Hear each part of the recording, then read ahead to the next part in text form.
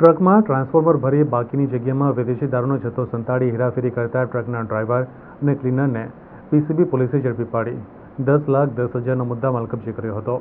PCB પોલીસને માહિતી મળી હતી કે એક ટ્રકમાં ટ્રાન્સફોર્મરની આડમાં પ્લાયવુડના બોક્સમાં વિદેશી દારૂ ભરેલો છે. આ ટ્રક હરિયાણાથી નીકળી હાદોલ થઈ ગોલ્ડન ચોકડી નજીકથી પસાર થવાની છે, જેથી પોલીસ ગોલ્ડન ચોકડી ક્રિષ્ના હોટલ સામે વોચમાં ગોઠવાઈ હતી. આ દરમિયાન ટ્રક આવતા પોલીસે ટ્રક રોકી ચેકિંગ કરતા ઇલેક્ટ્રિક ટ્રાન્સફોર્મરની આડમાં સંતાડેલો વિદેશી દારૂનો જથ્થો મળી આવ્યો હતો. પોલીસે હરિયાણાના ડ્રાઈવર મુસ્તાક ખુરશીદ તથા રાજસ્થાનના ક્લીનર મુબારક રશીદની સામે ગુનો દાખલ કરી બિયર તથા દારૂની 10 લાખ ઉપરાંતની કિંમતની 5,268 બોટલ, ટ્રક, 2 મોબાઈલ ફોન, રોકડા તથા 17,88,000 રૂપિયાના 33 ટ્રાન્સફોર્મર મળી કુલ રૂપિયા 43,19,000નો મુદ્દામાલ કબજે કર્યો હતો. જ્યારે અન્ય 3 આરોપીઓ ઇરશાદ, આરિફ, મેવ તથા મુફીદ ખાનને વોન્ટેડ જાહેર કર્યા છે.